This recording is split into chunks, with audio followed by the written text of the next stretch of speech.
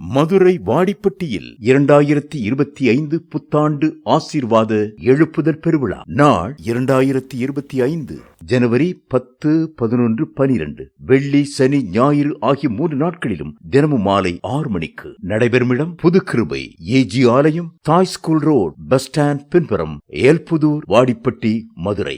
தேவ செய்தியாளர் இவாஞ்சலிஸ்ட் ஆர் மணியையர் அவர்கள்.